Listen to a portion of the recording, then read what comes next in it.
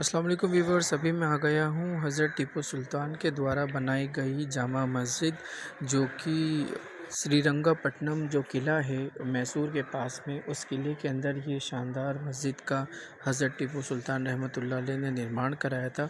नीचे की तरफ कुछ इस अंदाज़ के अंदर ये वज़ू खाना है कि बावली भी है और उसके अंदर नेचुरल पानी से लोग वज़ू कर सकते हैं। दूसरी एक सबसे बड़ी बात ये है कि यहाँ के जो मीनारे, मस्जिद का स्ट्रक्चर, डिज़ाइन, सब कुछ यूनिक, सब कुछ नया है।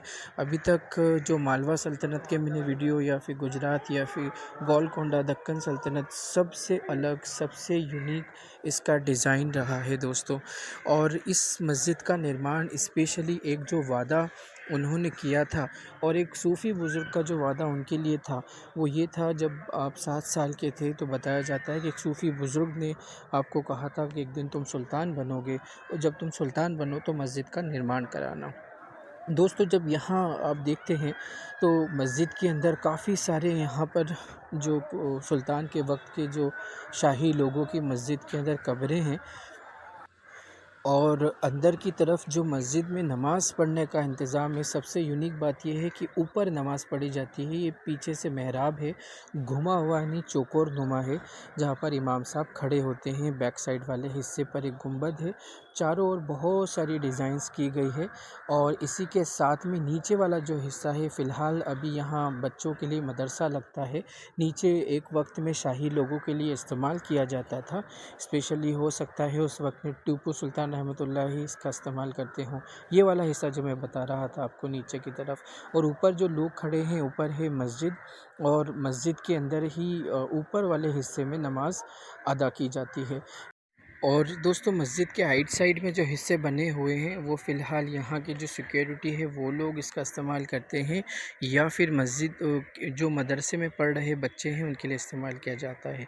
यह है बावली। फ़िलहाल अभी इसमें वज़ू नहीं करते हैं, काफ़ी ज़्यादा सफाई नहीं, लेकिन आप देख सकते हैं कि बैठने का किसी वक्त में यहाँ पर इंतज़ाम होता था। अभी अंदर नहीं जा सकते हैं, पानी बहुत ज़्यादा हरा हो रहा है सफाई नहीं होने की वजह से, तो यहाँ पर अभी फ़िलहाल नहीं कर सकते। इस तरह से यहाँ इमाम जो मुदर्रिस साहब बैठे हैं और नमाज बच्चों को टीचिंग करते हैं इस्लामी थियोलॉजी पढ़ाने के लिए।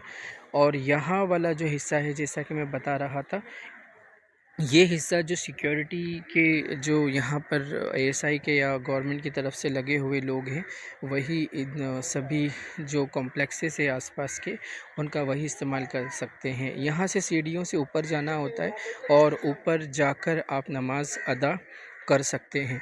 दोस्तों, एक सबसे बड़ी बात यह है कि अंदर की तरफ का जो डिज़ाइन है ना, माशाल्लाह वो और ज़्यादा यूनिक है और वो और ज़्यादा खूबसूरत है। जितनी मस्जिद बाहर से खूबसूरत है, उससे 100 गुना ज़्यादा वो मस्जिद अंदर की तरफ से खूबसूरत है और उसका डिज़ाइन बिल्कुल यूनिक। अगर टीपू सुल्तान रहमतुल्लाह अलैह कुछ और वक्त होते, अंग्रेज़ ये बात समझ गए थे, क्योंकि वो एक अपडेट रहने वाले, अपग्रेड होने वाले और साथ ही साथ रेक्टिफिकेशन को पसंद करने वाले एक सुल्तान थे। और आगे जाकर ये जो सल्तनत थी बहुत ज़्यादा आगे जाती, और हो सकता था ये पूरे हिंदुस्तान में ही छा जाती और पूरे अंग्रेज़ों को खदेड़ देती।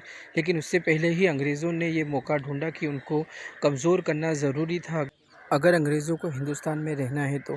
और यही चीज़ें उन्होंने मीर सादिक जो उनके गद्दार जनरल थे, बिल्कुल इसी तरह जैसे कि मीर कासिम थे सिराजुद्दौला के, लेकिन सिराजुद्दौला इतने अपडेट और इतने ज़्यादा एक्टिव नहीं थे जितने एक महान शासक के तौर पे टीपू सुल्तान जाने जाते थे। और ये अंदर का आप नज़ारा देखिए, माशाल्लाह मस्जिद बहुत ही ज़्यादा, हर तरफ इस मस्जिद के अंदर डिज़ाइंस हैं।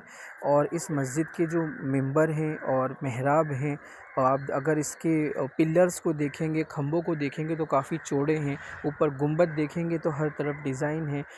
इस तरह से मतलब इस मस्जिद का निर्माण किया गया है कि एक शाही महल लगता है ये मस्जिद। बहुत सारी मैंने देखी है, लेकिन इस अंदाज़ के अंदर नहीं जो कि एक महल नुमा बनाई गई है। इवन जो इनका पैलेस है, दौलत बाग पैलेस, वो भी इतनी सारी डिज़ाइन और इतना ज़्यादा खूबसूरत नहीं बनाया गया है जितना इस मस्जिद को बनाया गया है। और इससे ये बात मालूम चलती है कि जो टीपू सुल्तान रहमतुल्लाह अलैह हैं, वो कितने ज़्यादा सच्चे धर्म इस्लाम इस्लाम को मानने वाले भी थे। और इसी के साथ-साथ जैसे कि मैंने इसमें एक वीडियो बनाया है रंगनाथन मंदिर का, उसका रेस्टोरेशन का काम भी उन्होंने ही करवाया था और वो मंदिर आज भी बहुत ज़्यादा अच्छी स्थिति में है। मस्जिद से कुछ ही दूरी की स्थिति के ऊपर जहाँ पर अंग्रेज़ों ने आपको शहीद किया था, उस जगह का मैंने वीडियो बनाया है।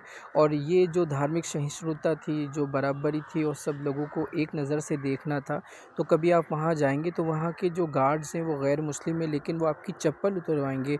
जहाँ पर वो मकबरा भी नहीं है, वो ऐसी जगह है जहाँ पर हज़रत को, सुल्तान को शहीद किया गया था। लेकिन वो उस शहीद वाली जगह का भी यहाँ के जो स्थानीय निवासी हैं बहुत ही ज़्यादा सम्मान करते हैं। तो दोस्तों, मस्जिद के हिसाब से मैं जो बता रहा था कि ये डिज़ाइंस वगैरह जो देखिए माशाल्लाह, अंदर की तरफ भी अगर आप जाएंगे तो यहाँ से जो ऊपर बाहर की तरफ से मैं दिखा रहा था वो यही वाला गुंबद है। इस अंदाज़ के अंदर ये ऊपर बाहर की तरफ से आपको एक बहुत आलीशान गुंबद नज़र आता है।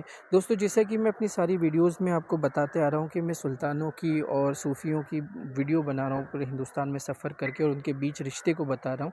तो every time I just tell you in my old videos कि आप स्टूडेंट्स को वीडियो को ज़रूर शेयर कीजिएगा और लाइक ज़रूर कीजिएगा वीडियो को। इसी के साथ में चैनल को भी सब्सक्राइब कीजिएगा। Many times I ask you for the subscription in English language, so I prefer to ask you for subscription in English language. That is why I ask you. So again, I'm asking you that I'm traveling all over India just to tell you the real history of India, all Sufia and Sultan, and connection between them. So please like, share and subscribe my channel. Thank you for watching. Keep smiling. Jazakallah khaira. Take care. Assalamu alaikum wa rahmatullahi wa barakatuhu.